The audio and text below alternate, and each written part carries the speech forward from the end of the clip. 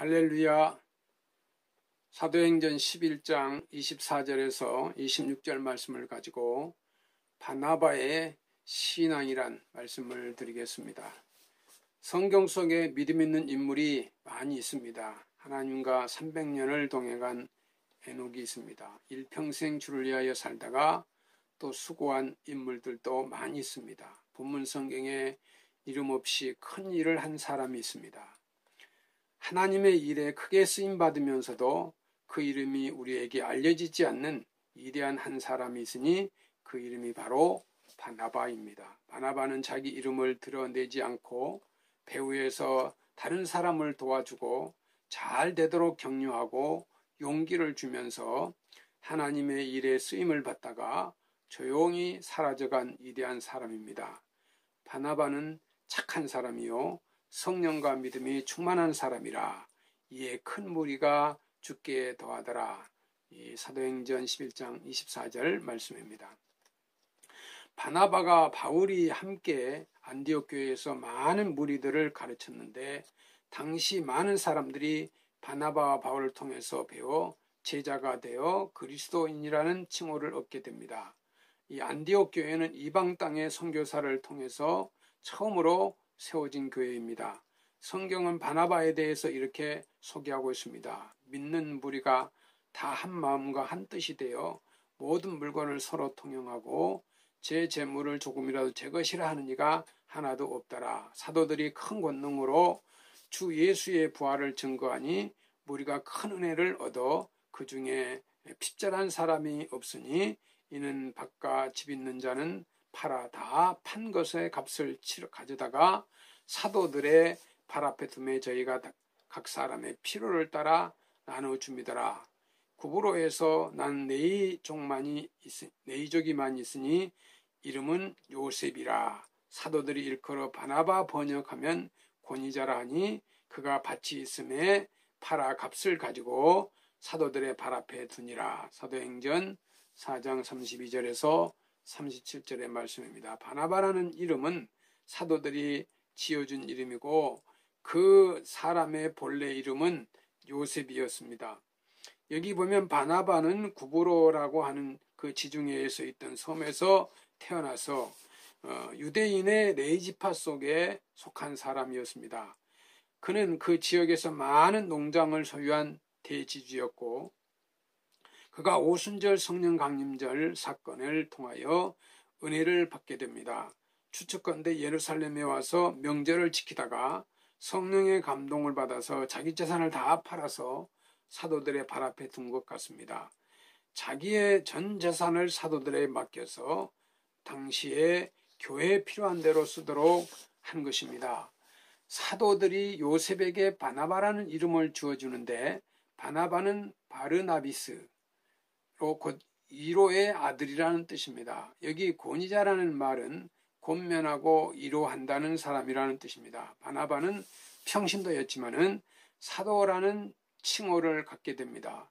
두 사도 바나바와 바울이 듣고 옷을 찢고 무리 가운데 뛰어들어가서 소리질러 이 사도행전 14장 14절 말씀입니다. 이 두 사도 바나바와 바울이 여기까지 바나바라는 이름이 먼저 나옵니다. 그런데 후에는 바나바라는 이름은 사라지고 바울로 바뀌어집니다. 이와 같이 바나바는 평신도입니다. 그는 특별히 주님에게서 신학 공부를 하지 않는 사람입니다. 그런데도 그는 사도라고 불러졌습니다. 그는 이 사도의 전성을 받아서 위대하게 살았기 때문에 성경에서 그를 사도 바울과 함께 사도라고 불렀던 것입니다. 바나바가 왜 이렇게 위대한 사람이 되었느냐? 그것은 성령의 능력 때문입니다. 바나바는 이름을 얻게 된 것은 그의 성품이나 성격 때문에 된 것이 아니고 성령의 능력 때문이었습니다. 바나바는 착한 사람이요 성령과 믿음이 충만한 사람이었습니다. 그는 성령과 믿음에 따라서 착한 사람이 되었고 결국 그는 바나바라는 이름을 얻게 된 것입니다. 이 성령의 사람이라는 말은 바나바라는 말과 같습니다. 성령의 사람 바나바라는 이름입니다. 성령을 보혜사라고 말합니다. 보혜사라는 말은 헬라어로 파라클레토스라는 말인데 이 말의 뜻은 옆에서 돕는 자라는 말입니다. 예수님이 보혜사입니다. 예수님이 우리를 도와주셨습니다. 또 예수님께서 승천하시면서 다른 보혜사 성령을 보내셨습니다.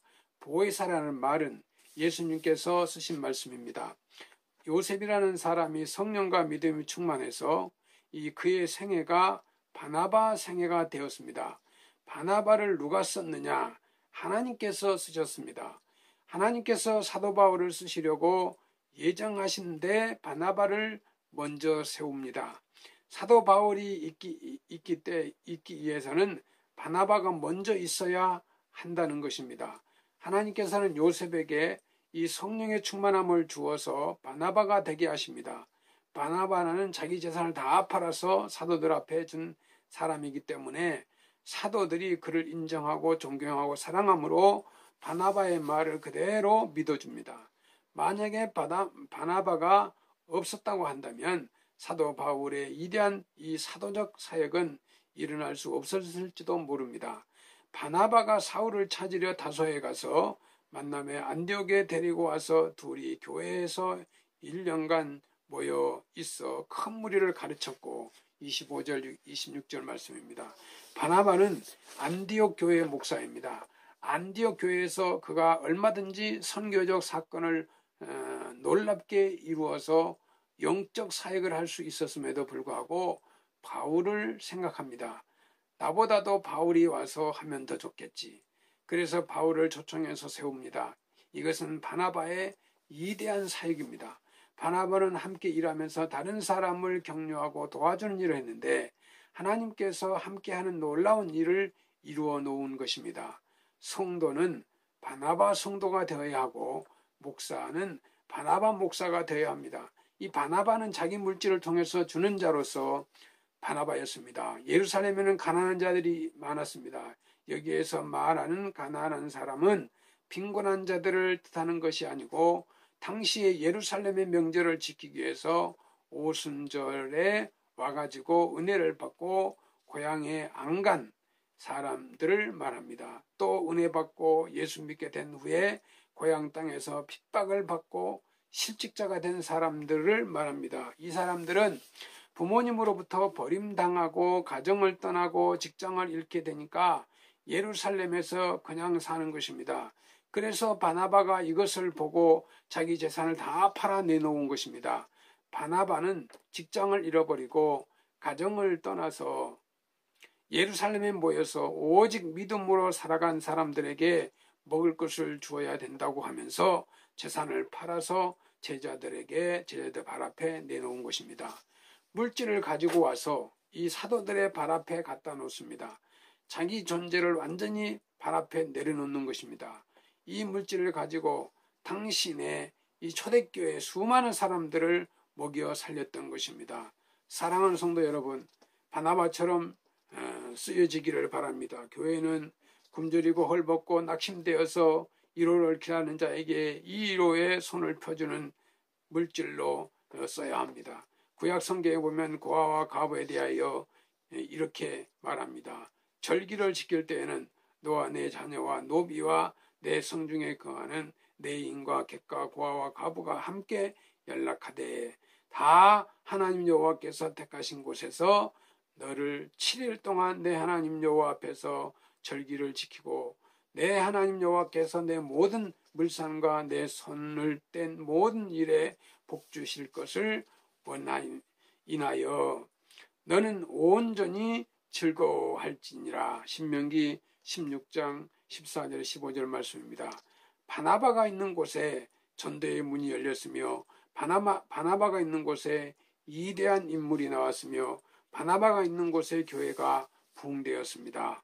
백석교회 성도 여러분, 여러분의 생애에도 바나바와 같이 위대한 사역이 계속돼 일어나기를 주님의 이름으로 축원합니다. 네, 감사합니다.